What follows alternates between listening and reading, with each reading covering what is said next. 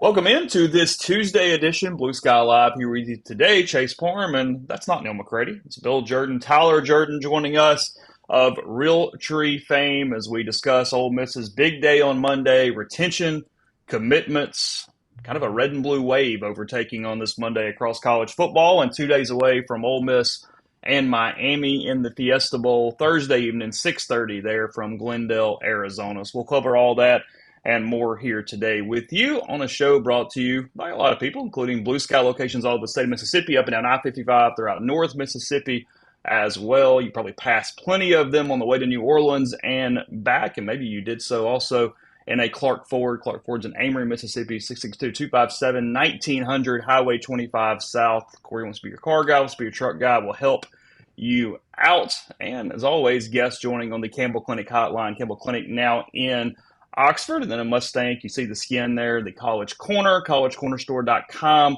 3 locations across Mississippi, including here in Oxford. They've got plenty of Realtree gear. I purchased a hoodie there for a Christmas present myself here a few weeks ago prior to the holidays. So got that going on there. Really appreciate Scott and his team there with the College Corner. Again, the collegecornerstore.com, the place for your Fiesta Bowl gear, Sugar Bowl gear, and more. Gentlemen, really appreciate you pinch hitting this morning. Talked to you guys yesterday, and then from New Orleans, Bill. I assume that you thought this could happen, but seeing what's going on right now, Ole Miss in the Final Four, the recruiting momentum, what's kind of been going through your head the last few weeks? Well, you just hope for the best. And these kids and the players and the school have been through so much, and to see this group come together, I think for all of us, even if you're not an Ole Miss fan, it's just to me a Cinderella story. And so much credit.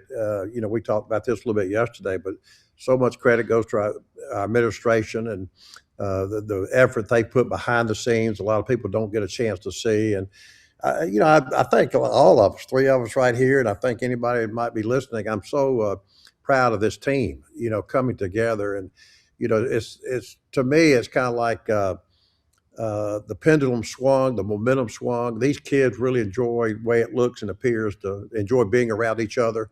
They're building their own legacy. And, my former teammate, Archie Manning, when he, talked to the team here a couple of weeks ago now, it wasn't a rah-rah speech. It was just, the message was pretty loud and clear. You go build your own legacy. And this is what this team's done. It's been so great to see. Tyler, looked like you're having a pretty good time in New Orleans from the time we talked back and forth. You had a big couple days there.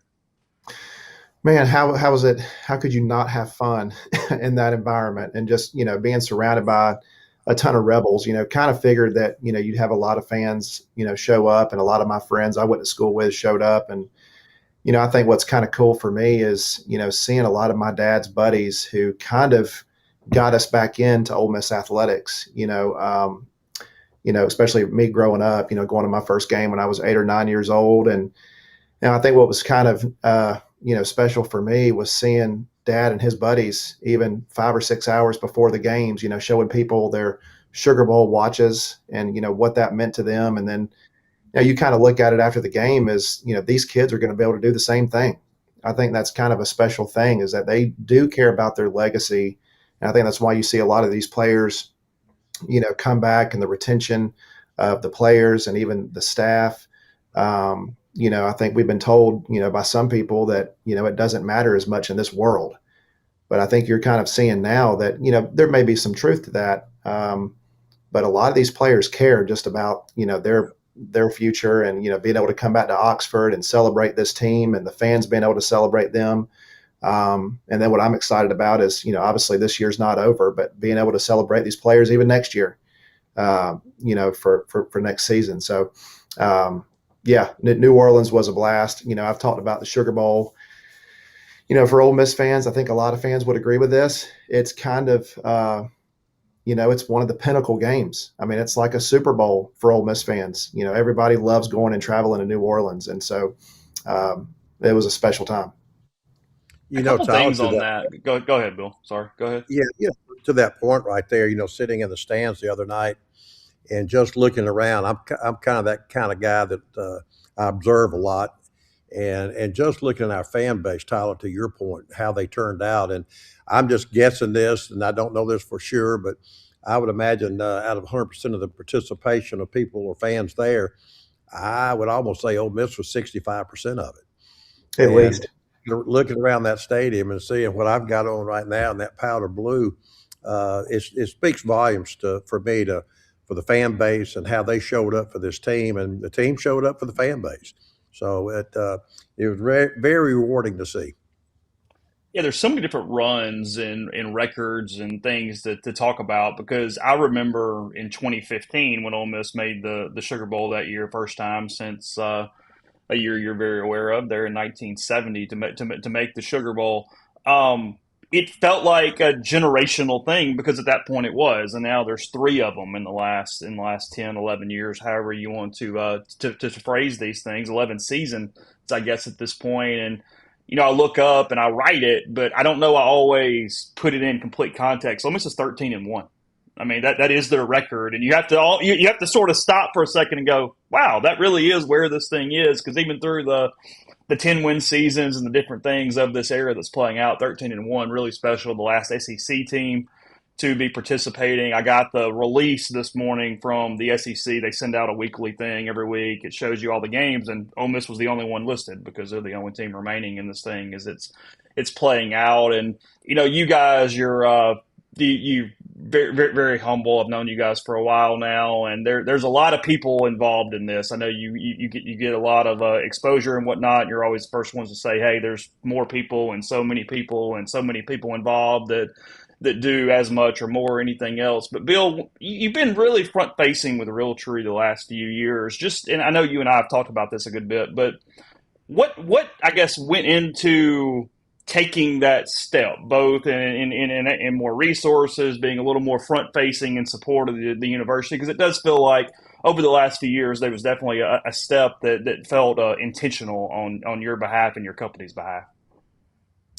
Well, I tell you, having played football there many, many years ago, and Tyler made reference to, and you did as well, it's hard to believe in 1970 I was part of that team that went to the Sugar Bowl, and long, long time ago. And I'm a football fan first. I love the Southeastern Conference. Obviously, I'm very loyal to the Ole Miss side of it. And this thing started for us as a family years ago when uh, I was fortunate enough that our company was successful, and seeing needs even 15, 20 years ago where the school needed some help. And we're not the biggest company in the world. No, we know what we are and proud of what we are, but I felt there was an opportunity for me to help in some way 15, 20 years ago, and we did that. And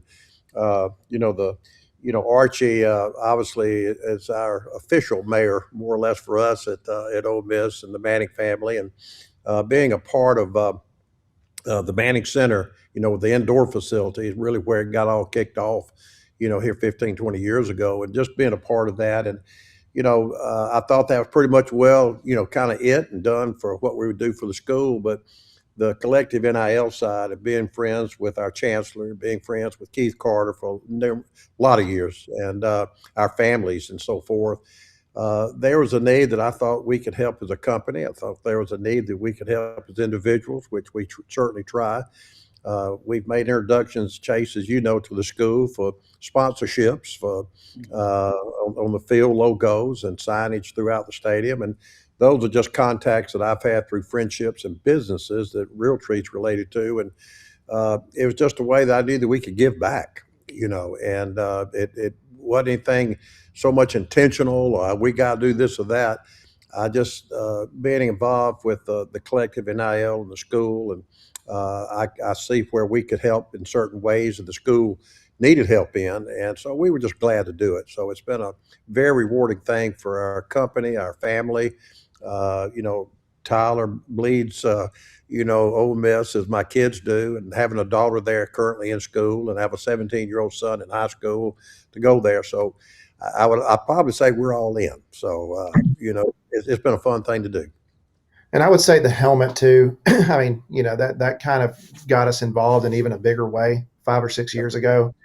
And I'll be honest, like when it first kind of came about the helmet, I was like, man, I just don't know if this is, will the fans accept this? Will it go? But, I will give our administration and even Coach Kiffin a ton of credit. They saw something kind of special there, is like, this is a unique, different look. This separates Ole Miss in another way. Thinking outside the box, and, how does Ole Miss stand out from your traditional powerhouses of Georgia, Alabama, even Auburn, LSU? But I think that's just one of many things that Ole Miss has been able to do to kind of, stand out from everybody else. We're happy to be a part of that in a small way. And, with our third rendition of this helmet and doing something cool there, just gives Ole Miss something to be different, and so that's just, we've tried to contribute there where we can. And Tyler, You know, every I, time they put it on, you're a paranoid, scared mess because Ole Miss currently undefeated in that helmet. It's a bit tense for you when they put that helmet on. It seems like. Well, I'm already a nervous Ole Miss fan as it is. Like, I already Yeah. don't handle the game super well. I mean, I may sometimes look like it. I know your wife probably saw me act a fool in the suite the other day. But when they have the helmet on, it's amped up to a whole nother level. Proud that they want to wear it. The kids, voting to wear it for the Sugar Bowl. I mean, that was a really special, deal just for our family that these kids want to wear it and they think it's cool. But it makes me that much more nervous. So, but we're undefeated. Don't know if it'll stay that way, but to this point, we're 3-0 on the season. So it's been cool. I think too, Chase. We've discussed this, but these kids, these players want something different. And I'm a traditionalist at heart, and I've worn all the Ole Miss colors for numerous years when I was playing and as a fan and sitting back. But I think today's world, these kids want to stand out a little bit, and they want to be different. And when the people call us from the administration and say, "Hey, the kids voted unanimously; they want to wear the Realtree helmet." I think it speaks volumes. These kids want to be different. They like the helmets, and all I want to keep this helmet when the season's over.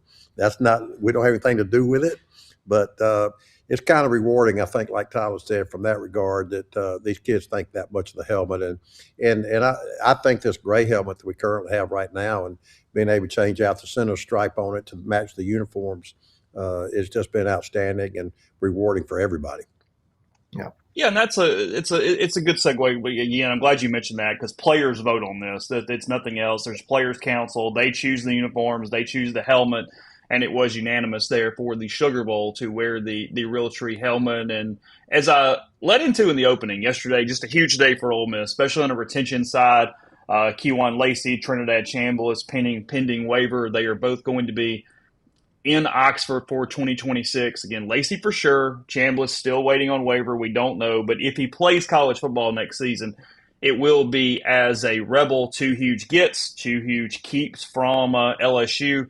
Lane Kiffin and his staff had done a lot of work toward both those players, toward Lucas Carnero. He is re-up for next season, the kicker who broke the Sugar Bowl record twice on Thursday and then hit the 47-yard game winner there at the end. In addition to that, Prince Williman Mialen, LSU had made a run at him. Oscar Bird, probably one of the more underrated players this season. He's been excellent in his first year as the punter. He's also the holder for Carnero. LD Clardy, Jalen Braxton. I believe that a deal is either close or done with Luke Haas, Jamarius Brown. It was a huge day yesterday from a retention standpoint, and they also picked up several commitments. Jaheim Otis, a very familiar name, signed with Alabama out of high school. He's a Mississippi kid at defensive line. Chris Jones, the Southern Miss linebacker that had more than 100 tackles last year. Mekhi Barrow from Florida, big defensive lineman, big guy there in the middle. And then probably more to come. Pete's been tweeting out all of his Sharks a good bit here in the last 24 hours. But, Bill, I want to use that to ask because, public perception, national, 10,000 feet, Lane leaves and staff turnover, and everybody has all these questions. And questions that, frankly, I think Pete finally got annoyed with the other day a little bit, justifiably, even though the people were doing their job. But I had a staff member at Ole Miss send me this last night. The direct quote was, obviously some things changed, but the overall game plan and infrastructure didn't. Alignment is maintained and as strong as ever, was the quote I got from somebody inside the building last night. When you look at Walker and Glenn Boyce and McLaughlin and everybody sort of involved. What's been your impressions and watching this entire thing play out over not just this period, but in general? Because, we've written about it and having the alignment that is there from chancellor to athletic department with an athletics first mindset, that doesn't happen in a lot of places across the country. That's very rare. And the steps that all these different elements have come together at Ole Miss, that's really the secret sauce that's allowed this thing to happen. No, absolutely. And I tell you, you talk about the football team where there's an administration team. And I've had a chance, as Tyler has, to look up under the hood a little bit and be involved in some of those conversations, which it's unbelievable how this group is working. And again, it's every day, it's every minute, it's every hour. It's not something we just pick up this conversation, but these women and guys have just worked tirelessly, throughout this whole year, and the NIL and the challenges that people just got to understand. They're seeing and doing this for the first time. This is not a blueprint. They're not following the blueprint to follow. They're making the blueprint as they go. And a lot of it's just decisions from the gut. A lot of it's decisions just that, like I said, the blueprint's not there to follow. But I can't say enough from, I had an opportunity at the game the other night to sit down and talk to Glenn Boyce and his wife, and then obviously with Keith and Group and Walker, and you talk about Matt, but there's just so many people that I hope our guys and our fan base see behind the scenes that make all this happen. It's not a decision of one; it's a decision of an army that makes these decisions, and I think that our group has navigated this thing extremely well. And Tyler and I both talked to Walker Jones a lot. That guy doesn't sleep a whole lot, and as people around him, the support group that he has around him. So just to see this and the enthusiasm and let me tell you, we all get tired, and these guys and ladies just keep going. So it's like I said, it's a good thing to see. Yeah, and just to follow up on go ahead, Tyler. Yeah, go ahead. No, I was just going to say, just real quick. I mean, we even had the guy from Aflac with us, Virgil. He came to the game and took that in with us and enjoyed it. But you're looking at somebody on a third party that leads a company like that, and he just made the comment out of the blue. He's like, for Ole Miss to be where it is, a month later, maybe in a better spot than before. He's like, that's leadership. He's like, sometimes it's hard to really kind of define exactly what that means, but he's like, that's leadership from top to bottom at that university. And so I just want to make sure those guys get their credit. And I think the fan base does recognize it, but man, sometimes, we were all kind of a day or two after, that Sunday, Monday, not really sure what the future was going to look like, but you have really good leadership inside that university, inside the collective, that really kind of put the pieces back together. And I would say you look a month later and shoot, we're in a really good spot. We ought to feel really blessed and fortunate that we have the people in there that are committed to this program, that are committed to the university the way that they are, because, I've heard from plenty of people, that's not the case everywhere. Yeah. Well, I think too, Chase and Tyler,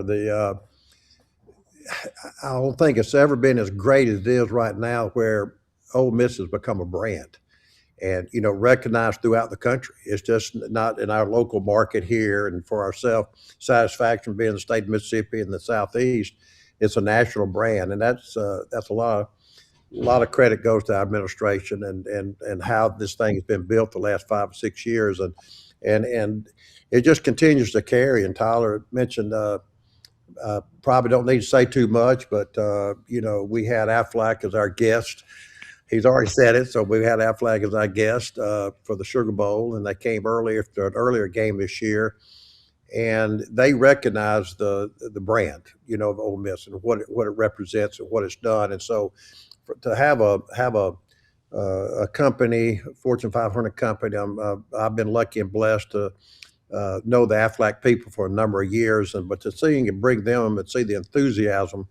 What our fan base does, so much credit goes to, like I said, our fan base as well. Just they showed up, and so it's they recognize it. People from the outside recognize it. We recognize it ourselves internally, but the outside world is looking at us as well. Yeah, I mean, you made a lot of introductions. I mean, you obviously you went to school with the head of Aflac high school. Been known him for quite a long time now. But if there wasn't a product to sell, then they would just say no. I mean, yeah, you're not. It's a huge company. Like you said, it's a Fortune 100 company. It's not somebody who's going to just suddenly do that off the relationship. So getting in the door was instrumental because that wouldn't have happened without that process. But yeah, 100%. I mean, it's not just throwing money around and guarantee just because simply of a relationship. So it's huge there. No, you have to deliver on the product, and they see it, Yeah. and so don't know what that's going to lead to. That'll be a discussion over the next several weeks and months, and with the Aflac group. But there's other companies as well. I'm not going to mention right now on air, but that we're talking to and working with as well. So like Tyler said, we're glad to be a small part if it brings attention to the school and helps the school, and people see value in our brand. Everybody, it's a win-win for everybody. Tyler, people want your vest. Where can they find that? There could be some still left on Realtree.com. Okay. I'm not 100% sure. This was something we did in the fall. We've actually had it for the last 2 years. There could be some still left, but we're kind of transitioning to our spring line. So not sure if there are any vests left, but people can go if you don't find this vest, there's several other good vest options. What do y'all have planned for 2026, just in general from a Realtree side? What's the company wide? Yeah, I'll let Dad go too, but we our 40th anniversary is this year, so pretty special year for us. We're launching a special some commemorative stuff for spring NWTF in Nashville for anybody that goes up there. That's a huge show, probably the biggest consumer show in the outdoors, and so we have some special events planned for that. Some really special partnerships with other brands that can't mention just yet, but some of that stuff will come to light here shortly. We can make some announcements, but so we have some cool things just to kind of commemorate this anniversary, what it's meant to be here for 40 years in this space. So hopefully it's stuff that, people that have followed the brand for a long time will enjoy. And then later this year, we're actually going to release a documentary. Probably will lead into deer season, so probably August, September. But we're working through some of that right now. Most of the interviews are already done for that. So, you'll see some more clips from that here shortly for promotional purposes. But, be looking for that August, September. But exciting to kind of celebrate 40 years. What he's trying to say, Chase, is I'm old. Yeah, I When was. you celebrate, what you celebrate your 40th year in business, but it's been wonderful. We've had so many great employees come through here, still here. So it's very rewarding for me to start a dream 40 years ago and bring it to reality. So it's been a blessing for our family. It's been a blessing for our employees. And so very, very thankful that we have been able to make it 40 years. You've got a lot of Georgia and Auburn fans through your company. Do you get heckled throughout the year? I mean, how does this kind of go in the office throughout the course of the fall? It's Yeah, been pretty. It's been pretty quiet the last couple of weeks. Okay, gotcha. You know, there's a way we're outnumbered. So let me just tell you that with our employee base here, but they've been pretty quiet, been very respectful. Let me just say that first. But no, it's been great. I think that's what's so good about college sports. Period. That we're sports people ourselves and enjoy, and we pull for a lot of the schools in the Southeastern Conference, as long as they're not playing Ole Miss. But it's been fun. It's a great water cooler talk, and it actually, Tyler knows this. It extends outside the water cooler talk. It's up and down the hallways, and people pop into each other's offices. But we do have quite a few Alabama, Georgia folks in the office, and Auburn, but we don't hear quite as much here the last 30 days. So Yeah, some of the Georgia fans have tried to be nice, saying, "Look, since Georgia didn't win, we're really happy to see the helmet win." And I just don't know if I believe them.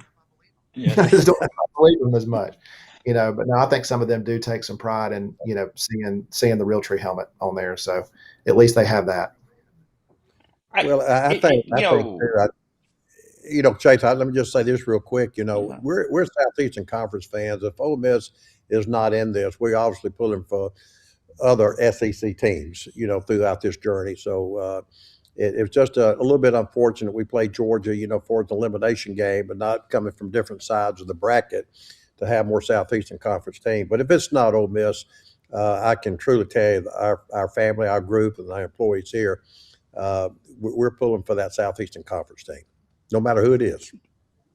A lot of companies, especially in Mississippi, they are very focused on, hey, if we do something for Ole Miss, we do it for state too. And there's the worry with the consumer and whatnot. And clearly, if you need to, I mean, you've got a dictatorship if needed. But was there ever concern about that going so in on one team being a national brand that you were? Because it's what everybody's hoping Aflac does to some extent too. So especially having such a footprint in Georgia and your headquarters and your home and everything else. Was that even a topic around a conference table at some point? Tyler, what's your thoughts, Tyler? Well, I would say definitely, there was definitely a little bit of, concern. I definitely see some stuff on Twitter, but, I think that's passionate fan bases that, were making comments. I saw plenty of Florida fans when we were going through the Kiffin deal, saying they're never going to wear Realtree again and stuff like that. But, for us, I think, you just look at our family, our heart and soul is in Ole Miss. I mean, I don't think there's any getting around that. I think Ole Miss and Oxford is as big a part of our heart and soul as anything else. And so, Dad playing football out there, me playing, or me going to school out there, my sister playing softball, have grown up since I was 5 or 6 going out there. And so I think if you look at, just kind of, what we do, we're Ole Miss rebels. And so, and I think, the helmet thing,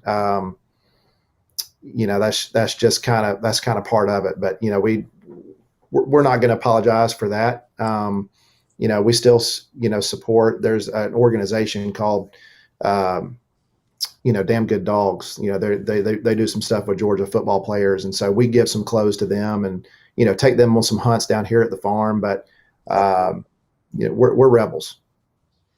Well, again, too, we can't help where we went to school. I can't help that I live in Georgia and went to Ole Miss. If you look at the makeup of our roster, if there's 100 kids on the team, 80 of them are from other states.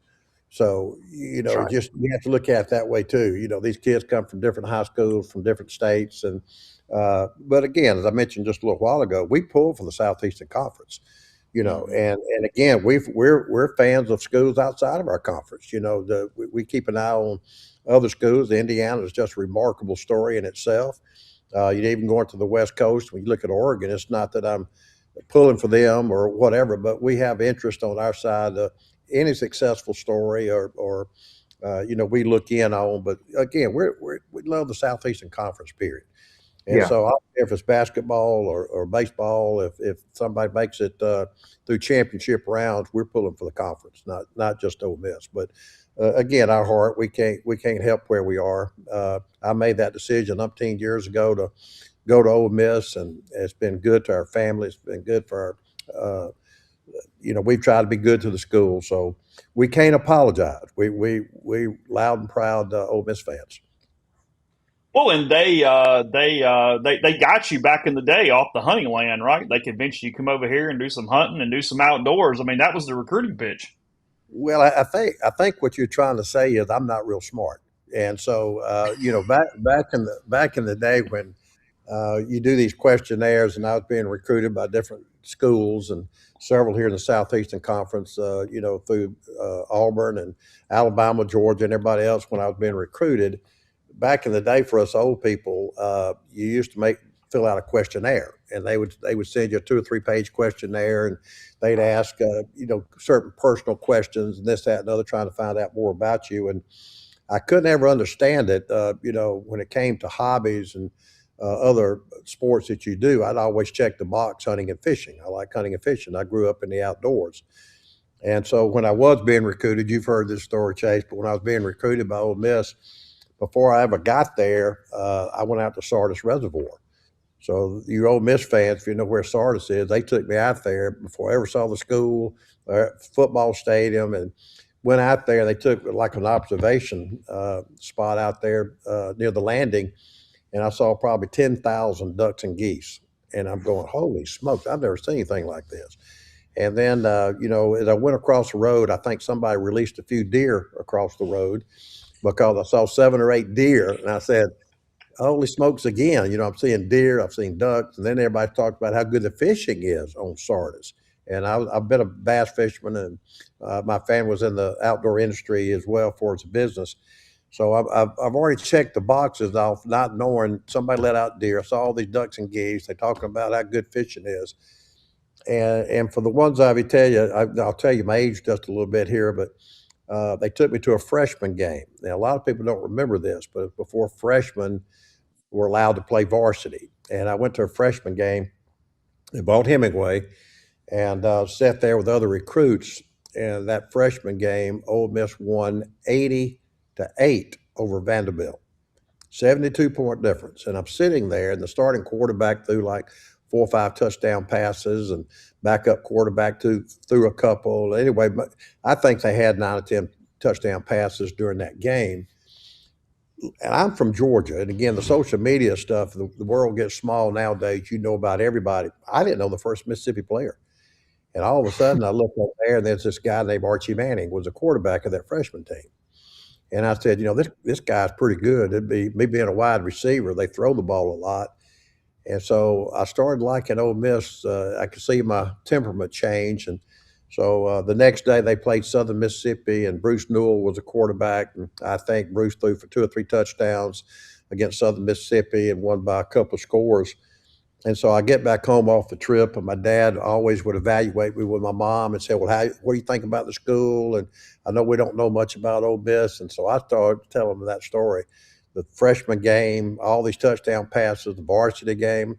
I said, the hunting and fishing looks like it's incredible. They reeled me in. So it took me several years. This is how dumb I was at the time. I filled that questionnaire out, and it said, what are your hobbies? Hunting and fishing. They took me to hunting and fishing. So here we are 50-something years later. I'm still an Ole Miss fan. So here, with the hunting and fishing and me checking the boxes off what my hobbies were, got me to Ole Miss. Who was the coach that set that up? Who should we credit for this idea back in the day?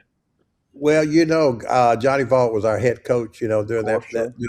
period. And so with Coach Vaught, and I got some really neat stories about Coach Vaught as well. I got scolded by him one day, but Bob Tyler, if you remember Bob Tyler, if the people go back and look in the records of my wide receiver coach, and just a super nice guy. So was Coach Vaught. But the coaching staff was just great to me. And me coming from Georgia to Mississippi, it was like going to the West Coast at the time. I didn't really know anybody, and but made the right decision. Were you close to go anywhere else? Was it a close decision, or were you kind of know Ole Miss for sure? Well, no, it was like a lot of kids for me anyway. There was 2 or 3 schools, Alabama being one, and Bear Bryant.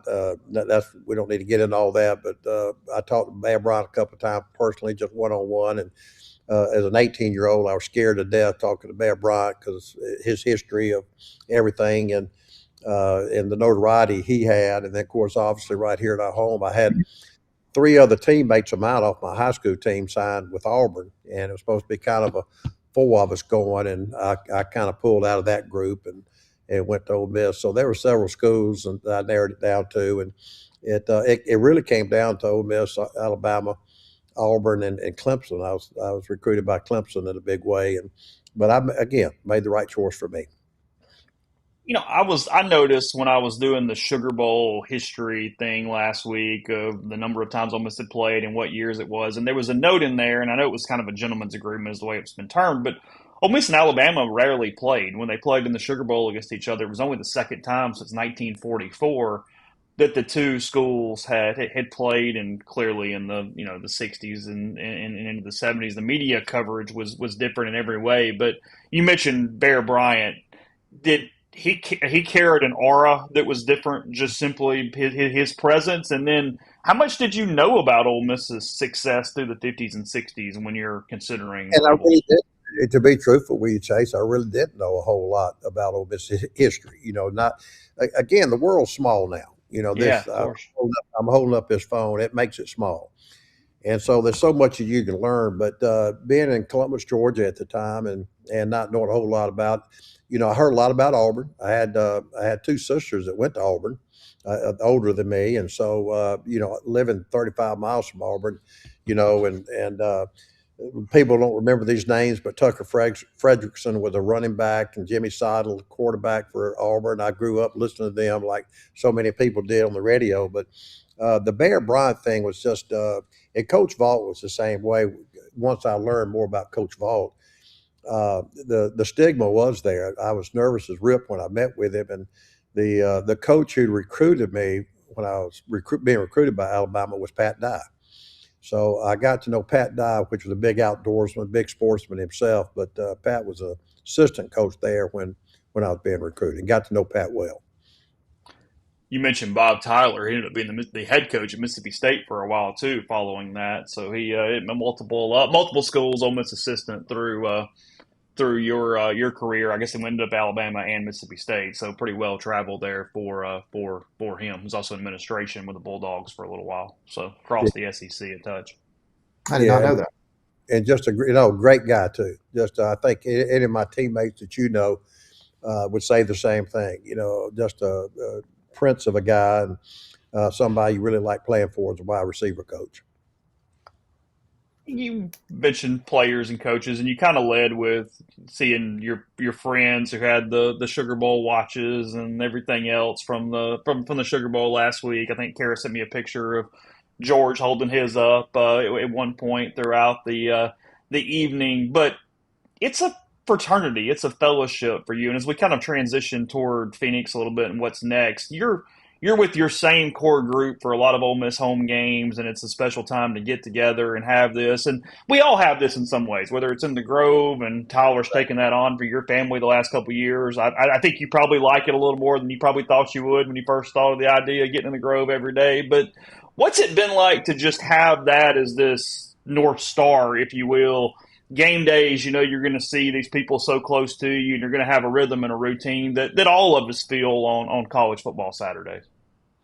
Well, I think we go back to our original conversation here from 20, 30 minutes ago. I think that's what this team is feeling right now, that camaraderie. That current group of players are playing for each other, and I'd like to think that, and I think we all see that. And I think one of the things on the retention of names that you just mentioned a little while ago, these kids like each other. And so you just turn back the clock to my era. There's 20, 21 of us on a thread, from my era, Archie being one of them. And we all check up on each other. We wish each other happy birthdays. When somebody's sick or ill, or wife that might be ill, we all check up on each other. So uh, I think that is one of the most important things that I've enjoyed about Ole Miss is, for my era 50 years later, we're still friends. We check on each other on a regular basis. Uh, and I think this current group of players, just trying to relate it back to this current group, I think that one of the retention rate is as high as it is right now, and is because of the friendship these kids have made and the success that they've had together. And we don't need to be fooled. We know that we don't live in a la la land here. We know there's going to be some kids go portal. That's just the way the nature of this thing is set up.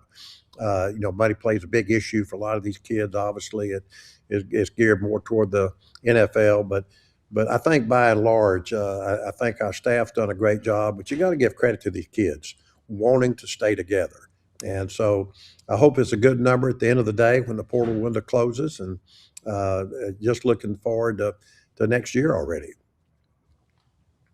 Yeah, I mean, there's so much here because from a portal standpoint, Ole Miss is off to a ton of momentum. They got out ahead of it, and I think one of the underrated things, I'm going to write about it probably later in the week, is this changes the whole tenor for Thursday night's broadcast too, because now you've got this documented thing of Chambliss and Lacey and all these players who are in for next year, and if that weren't the case, you would have the announcers and the broadcast doing is Lacey going to LSU? Is Lacey going to Texas? Is so-and-so doing this? And it would be about this, hey, is this a one and done for Ole Miss? Versus now, I think with the core group in place, the conversation extends to, is this a top 5 team going into next year? Is this one of this team that should compete and try to continue to build off the momentum? And that's no small thing when you're talking about TV numbers this game is going to get. The Ole Miss Sugar Bowl did 18 million last week against Georgia. I saw Indiana and Alabama broke records. This thing's probably going to break 20 million from an overall national landscape. And while we're all very close to it, we understand the nuances and the differences.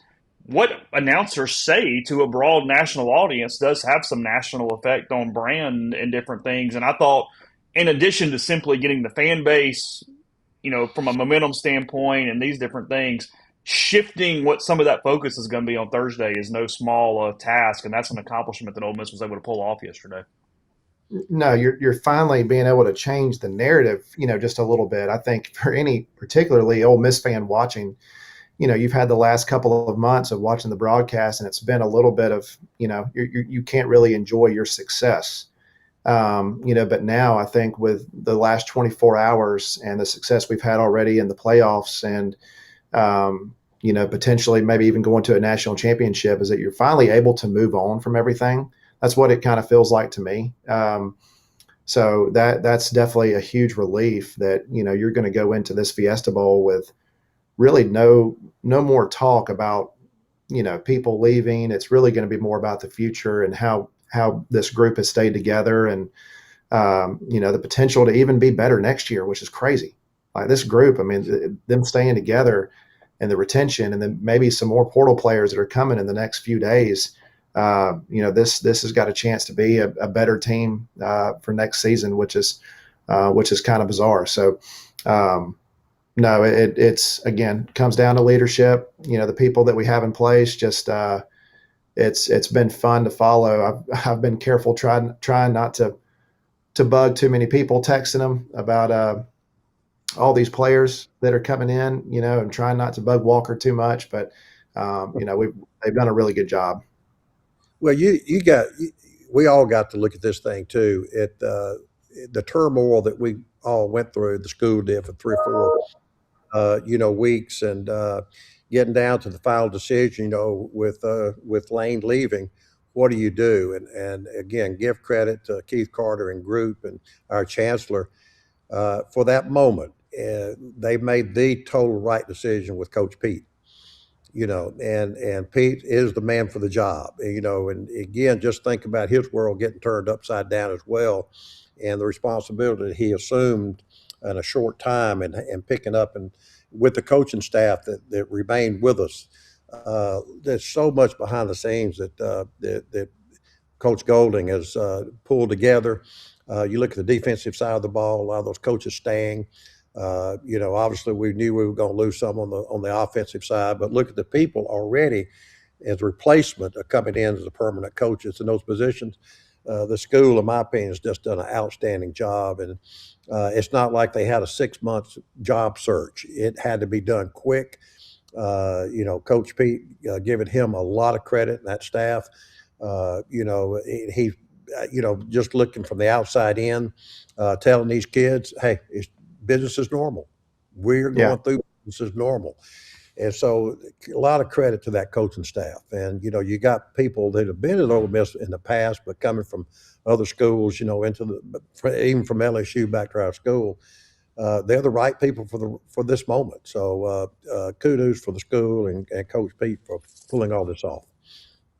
There's something to keeping, and Pete's done such a good job of this, keeping emotion out of it, where we just focus on the task. Because, look, this assistant coach thing is weird. And, like I said, it keeps getting brought up by media and fans, and everybody's all concerned with it. And it's multiple things. It's one, people don't realize just how many staff members are involved with a college football program and how many people touch it in days. I mean, Ole Miss is dealing with 3 staffs right now. You've got a bowl staff. You've got a transition staff that's doing retention, and then you have staff for next season in 2026 starting here too. Frank Wilson, John David Baker, LD Washington, things like that are people like that. And Pete finally just went, hey, I don't know, whoever shows up, and we'll do what we do, because there's enough people. I mean, they have people who can run practice scripts and do these things, and it's January 6th. Most seasons are over. You're not teaching Kewan Lacey and you Hole to run through at this point. That's not what this is here is we're getting there. And his ability to just simply focus on task at hand and relay that to young people to also pick up that lead. That's a pretty special concept that Ole Miss has pulled out so glowingly here between Pete and the administration. And I know Bill gave little thoughts there, Tyler. What have been sort of your impressions, not just even in this last couple of weeks, but in general of Pete Golding? I mean, a true leader. I mean, seems like somebody that the kids really get behind and, just love playing for him. I mean, you heard Kewan's words. I think it was, in the presser before the Sugar Bowl, but he just said, man, Pete Golding's my dog. Like, I love playing for him. And a comment that I remember Jackson Dart, when he was down here with us last spring, he's like, dude, that Pete Golding, I'd run through a wall for that guy.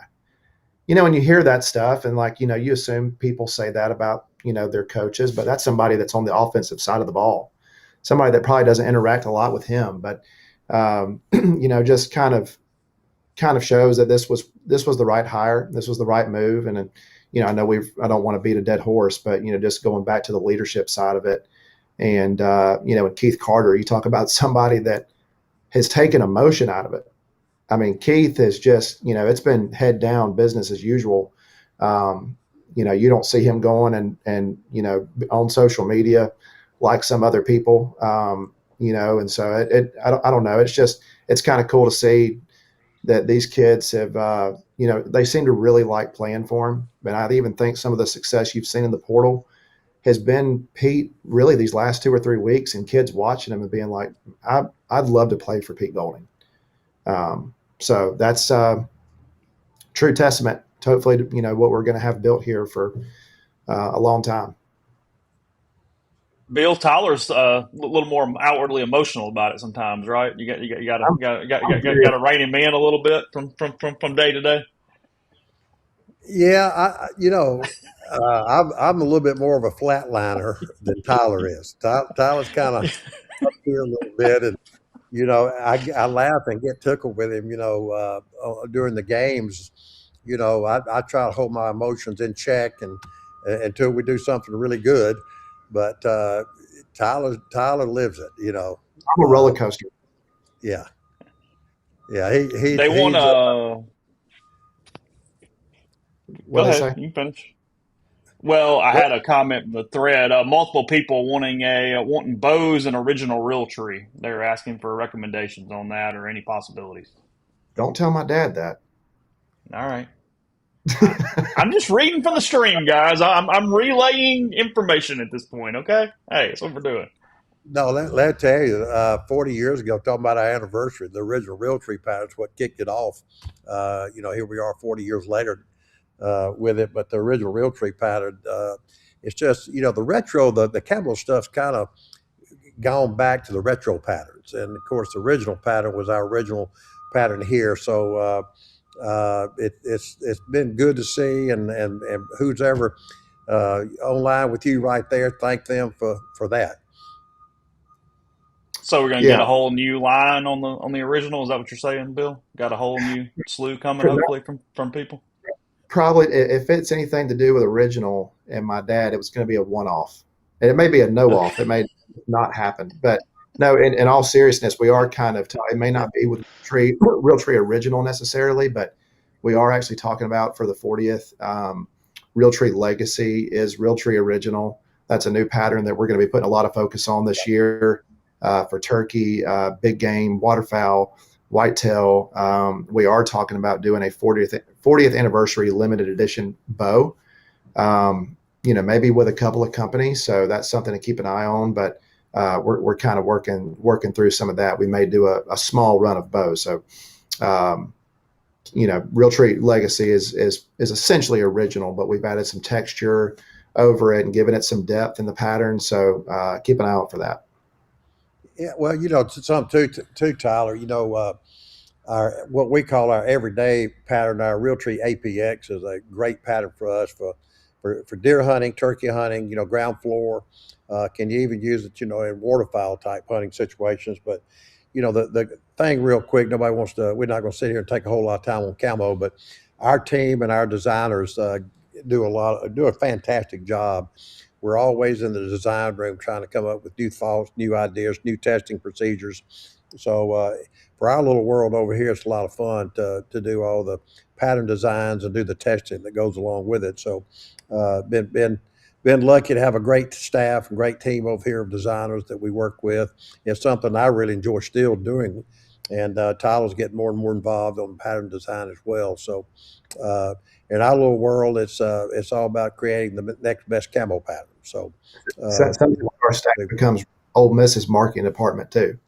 we do a lot of Well, old work.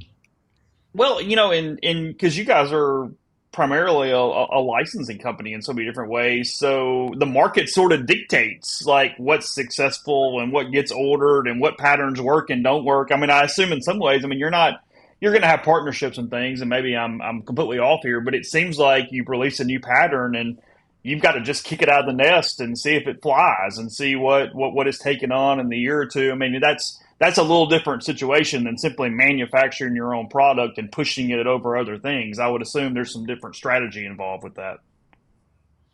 No, no, absolutely. There's a lot of, like I said, there's a lot of testing that goes into it. You come up with a camo Mm-hmm. pattern. I always tell people that color is just as important as the pattern is. It has to blend into different situations, and you walk into one situation into another.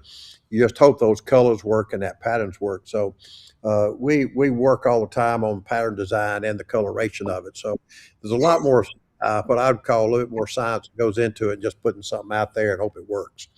Yeah, I mean, I think people don't, again, not to bore people with camo stuff, but Yeah, when we have a pattern like Realtree APX, I mean, sometimes that's a 3 or 4 year deal.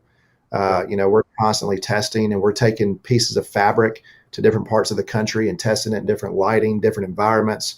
And so it's more than just coming up on a computer with, even though we have a really talented design team, it's more than just putting a design. That's just part of the process.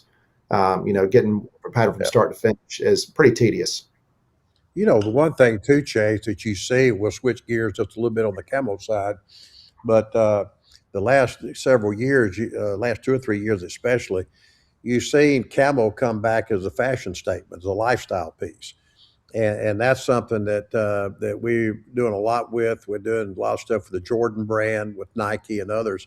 So it's Tyler, you can probably allude to that, but it's kind of a fun thing. But to see your patterns faded, camo patterns on the girls and women, it's just a trend right now that's going on. And so we're very blessed to be a part of that. And I talked to my daughter last night. She's back at school, practicing softball at Ole Miss, and I think they start back the 21st, but obviously baseball and the spring sports are in there now for us practicing. And so she wore one of our designs to practice yesterday as a casual wear, and said all the girls want to know where to get one. So she called me last night and said, "Dad, can we get all these girls these hoodies?" So I'm going to get the sewing machine out this afternoon, Tyler, and start making some hoodies for these girls. Yeah, they think we just can make hoodies. Go make a lot of hoodies here this week. Yeah, well, Yeah, that. I go ahead, Tyler. Yeah, I was just going to say, that's part of just even with the helmet and stuff. I mean, it's really more of a lifestyle, and I would say that, we talked about earlier, there's, the consideration of, maybe going so heavy on Ole Miss with this helmet, but that helmet and the opportunity that we've had with the school, it's also opened up some other doors for licensees of Realtree. There may be some, small fan bases out there that, may boycott Realtree for whatever reason. But I do think that helmet and people seeing it, knowing that's a Realtree branded helmet, it's opened up doors in our lifestyle side of it, for patterns like the Ole Miss helmet, even some of our APX colors, or even some of the hunting camo. It's opened up other avenues. So we're grateful to the school for allowing that, because it's made a lot of introductions into that lifestyle market where maybe Realtree wasn't as prevalent, even 5 or 6 years ago. Yeah, Yeah, and to that I told. Go ahead, Bill. Finish up. Well, it is our pattern on the helmet. Just for everybody to understand, we think about Realtree being camo. It's one of our lifestyle patterns. It's not a true hunting pattern. So it is a lifestyle pattern we put on garments, and a lot of the people saw them on the hoodies, and from Nike to Coliseum, and the headwear. When the pattern was first worn, or the helmet was first worn. So it comes out of our lifestyle brand. Yeah. I told Tyler today I do want to get your daughter on the podcast here soon. I was flipping through the TV channels and called her and Tyler hunting together. Her knocking down a deer the other day on the TV a couple nights ago. I sent him a screenshot as we were doing that. So I do want to hook up with her as well and get her side of things as we transition here to Phoenix. What just in general, what are you two looking forward to on Thursday? You go, Tyler. I would, say and I mean this, I'm excited to spend time with my dad and little brother. Going out there with them, Dad and I have had some, kind of, not to be too sentimental here, but have had some good memories, some good Ole Miss memories. I don't take for granted, going to the Cotton Bowl with Eli and going to the Cotton Bowl, the first game that was played in Dallas, and, being able to look back on some of those and not knowing, I've been an Ole Miss fan, I feel like, for a long time now. That may be one of the bigger games Ole Miss ever plays. And, I just look back fondly on those memories and have those tickets framed, and the picture of Dad and I together. And so I'm excited to go out there and kind of, just like the Sugar Bowl, share that with them. And, the three of us getting to experience that together, just like we did down in New Orleans, and seeing my friends out there. I'm probably most looking forward to that, and whatever happens with the game. I obviously know that Miami's really good. I feel like Ole Miss, if they play their game, they can get them, but I expect for it to be a close game. And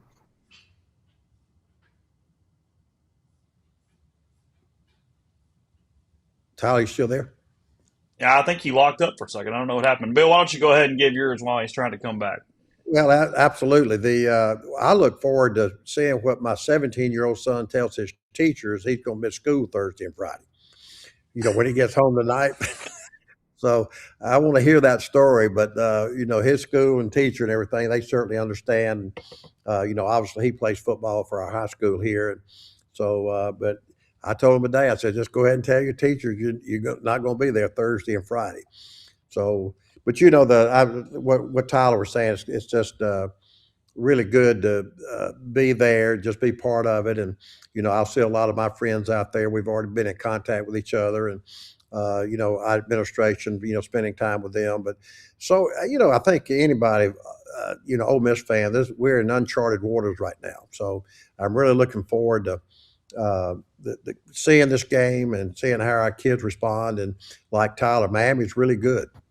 So I don't think that a whole lot of people may be giving us a chance, but I'm giving us a chance, and I think the team is going to be up for the task. So, were you alluding there that Colton as well will be headed to Ole Miss here, relatively soon? There's a pretty good chance. All right. Just checking as we're talking and getting to that Tyler, point. That's what I thought you were saying. You think your little brother go to Ole Miss? Yeah, I don't know, what other choice does he have? He's already he's already looking with his mom for a house out there. Oh, okay. Yeah. Well, I'm hoping. I think that's what he's going to do. I think Colton's like the rest of us. Colton will be in Oxford in 2 years. He's had a growth spurt the last couple of years. He's shot up there. He's big. Bill, he's a good bit bigger than you already now. Oh, he's up there with Tyler. Tyler's bigger than I am, but Colton right now, he just turned 17 in December, and I think he's legit 6'3", and probably 190, 192 pounds, and had a great year in football. We lost in the state finals this year, but he played outside linebacker and was kind of the captain on the defense. The next year he'll go both ways as a receiver and a linebacker. So he has gotten bigger, a lot taller. You already got your quarter zips and your stuff picked out for Thursday night. Already got it figured out. I think it's a red game, so no Realtree red for Thursday.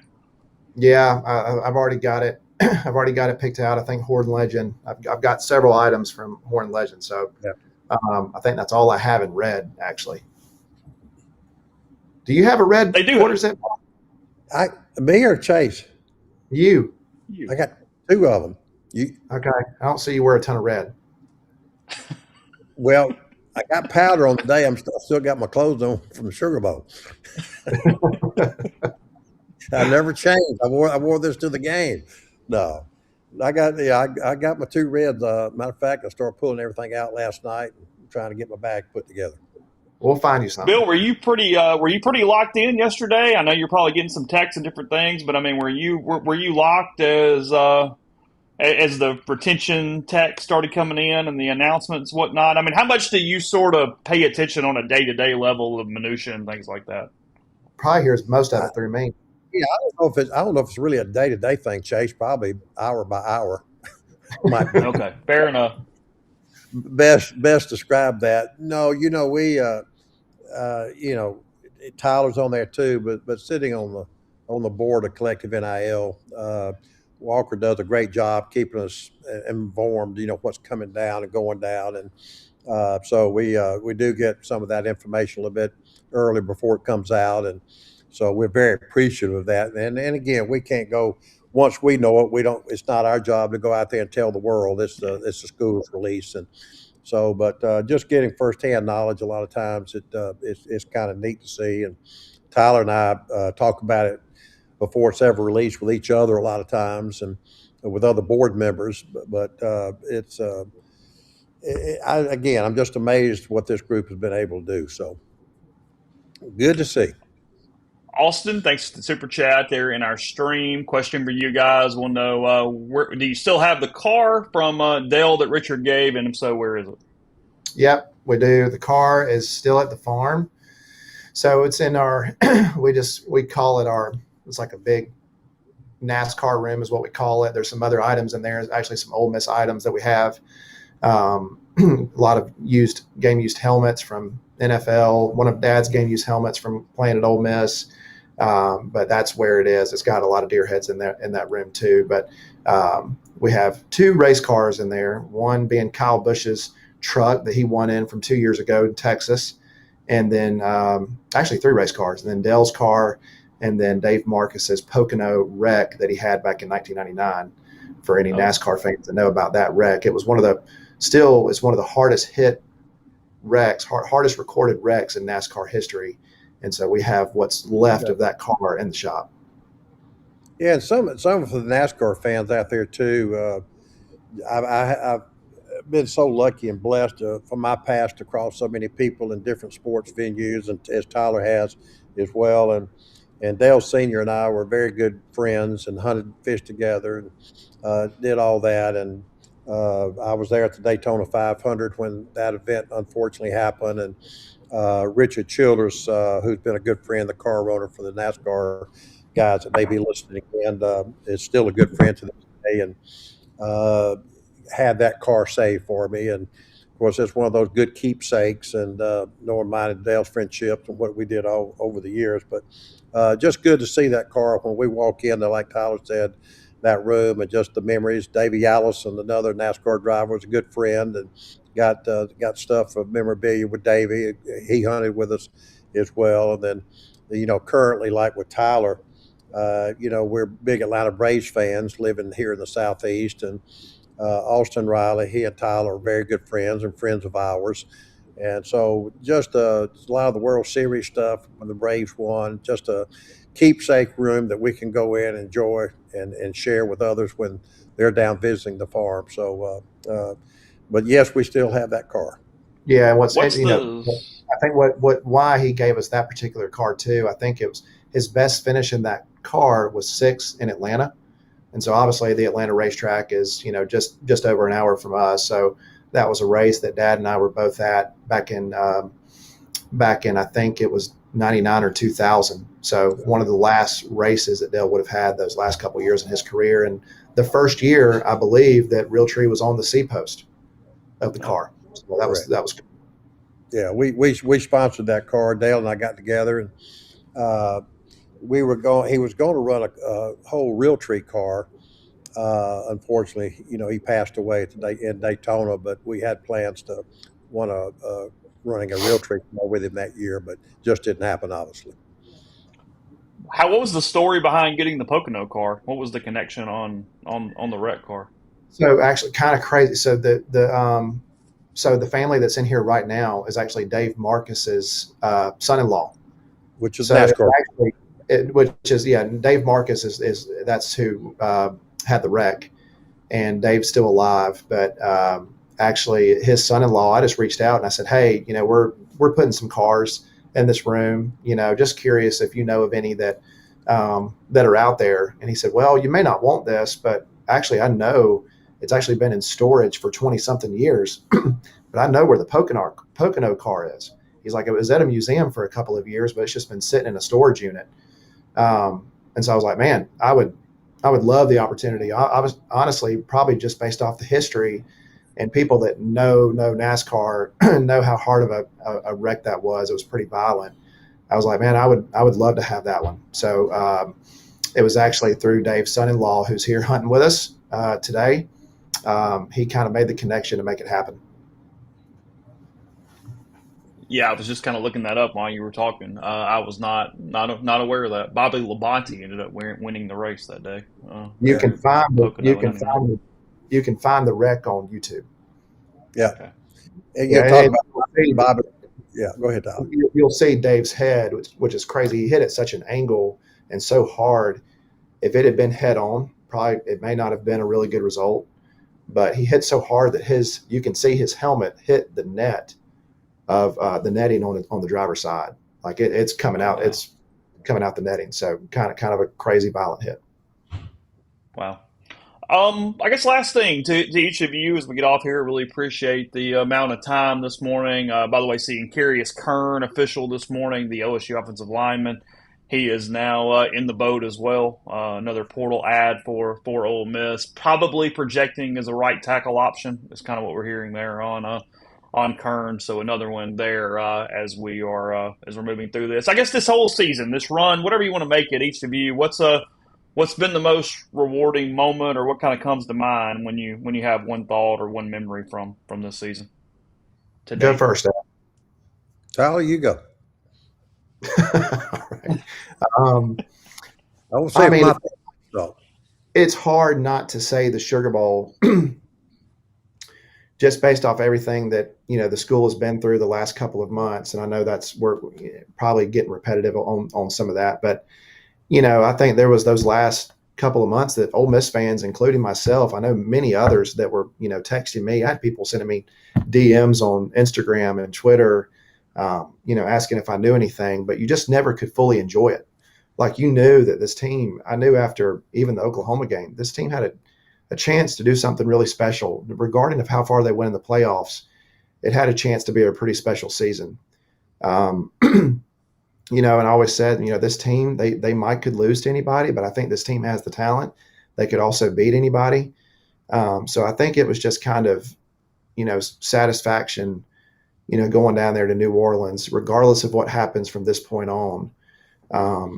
There were several key moments in the game, but I think just the celebration with everybody, seeing the smiles on faces of Keith and the Chancellor and Walker and, the people that are really involved in it on a day-to-day basis, people like Walker that have sacrificed a lot.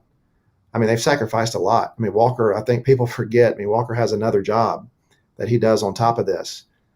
He's given a lot to drive back and forth to Oxford every day to keep things rolling. So it's just really cool for me to see just the payoff for some of that, and even not knowing how the team was going to react. Even when they did hit the playoffs, just with all the chaos on the outside, and so to see them kind of rally behind one another, and to get where they've gotten so far. I mean, it's hard not to say last week.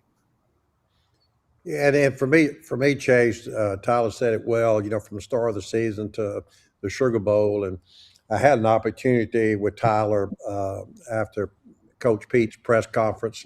He was walking out. We shook hands with each other, and I think just the reward of seeing him for the moment, seizing the moment of what's happened all year long, and it's his ship now to be the captain of, and just having to speak to him or speaking to him after his press conference was kind of put icing on the cake about where we are, and you can't help but wish him well and the school well as we go forward through the rest of this journey. Ole Miss is in the Final Four again, just a little over 48 hours away from that game now, 6:30 there in Glendale, Arizona. I think the roof's going to be closed, so it can get a little chilly at night there in the desert. There was like a 50% chance of rain I saw a couple days ago. Probably doesn't rain out there much, but there was a little bit of a rain chance in the forecast. But I do expect the room at State Farm Stadium to the roof to be closed. But in the meantime, as Tyler said, maybe his vest, some other things. Realtree.com, the place for that. You can find all those items. And then again, thanks to Scott and his team from College Corner for helping us out here along the way with Fiesta Bowl coverage. But hey, appreciate you guys so much. The time, friendship, more, and let's keep it running through Thursday. Thank you, guys. Thank you, Chase. Appreciate you, Chase.